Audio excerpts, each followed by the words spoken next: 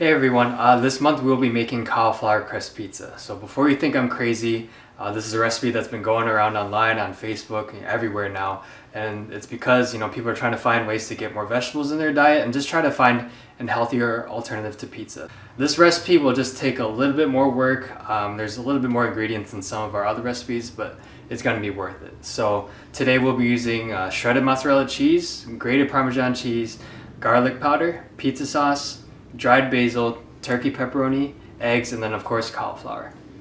Alright, so this month we'll be focusing on the cauliflower. So cauliflower, it's actually packed with a lot of nutrients. So it's packed with fiber, which helps with your digestion, keeping you fuller longer, and also for reducing your cholesterol. And then vitamin C, which is good for immune health and just keeping your hair and your skin and your nails healthy. So for this cauliflower, it's pretty simple preparation. When you see the whole cauliflower head, you just take off the leaves and the stems. You break them off into little florets like this, and then you just wash it and drain it. So once you have that, you're just gonna put it into either a food processor, a blender, or a bullet, doesn't matter. And you're just gonna pulse it until it's kind of like almost like a rice consistency or a rice shape. So now that the cauliflower is all blended up, it kind of looks like this. You see it's a really fine texture. And the next step is to put it in a microwave safe bowl. And we're just gonna pop it in the microwave for anywhere from 4 to 6 minutes. So I'm just going to do 5 minutes, and for that we're going to put a couple of damp paper towels on it as well, and that'll kind of just help it steam. Right. Once the cauliflower is cooled off, you're going to take a small kitchen towel and just try to drain all the water that you can out of it as much as possible. And that's because cauliflower naturally has a lot of water, and if you don't drain it, the crust is going to fall apart immediately, or it's going to be really soggy and gross. So for it to become as close to a pizza crust as you can, you gotta really squeeze it. As you can see, I'm really getting in there with this towel. Now that the cauliflower is drained really well, we're gonna add the binding ingredients, and that's just gonna help it form together and make the crust.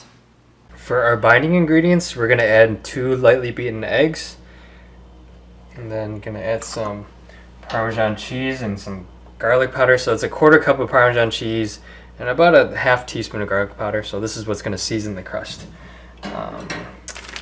Also, we're going to add about 1/2 cup of shredded mozzarella cheese. That's going to help, again, season the crust as well and bind it together. And then just to add a little bit of extra flavor, we're going to add a 1/2 teaspoon of dried basil, or you can just use Italian seasoning, whatever you have at home. Alright, so with that, then we're just going to mix it with our hands until it's all combined. With the crust mixed together now we're just going to put it on our baking sheet. So with the baking sheet, just put a little bit of oil on it, or if you have oil spray, that's fine too. And you can make it in whatever shape you want. So for instance, this is like a rectangular sheet. I'm just going to do like a square pizza, but you can certainly do a traditional round pizza shape. So with this crust, you don't want it to get too thinned out, because then it's not going to be able to hold any of the toppings when you pick it up. So you want to spread it out still, but not to the point where it's you can almost see the bottom of the baking pan through the crust. So once you form it, we're going to stick it in the oven for 20 minutes at 400 degrees. So the crust has got to cook first before you put on the other toppings. Alright, so after the 20 minutes, the crust is kind of set, and now it's a lot more solid. So now this is going to serve as our base, for us to put the toppings on now. For the toppings, you can get as creative as you want.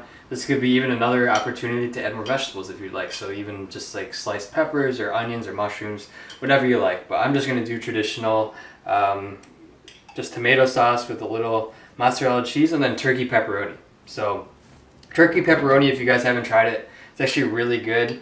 I couldn't taste the difference between that and regular pepperoni, and 70% less fat. So you're definitely saving yourself a lot of calories and a lot of fat. Again, this is making this a lot healthier of a pizza than you'd get at your traditional pizza shop. So with the sauce, it's just a thin layer.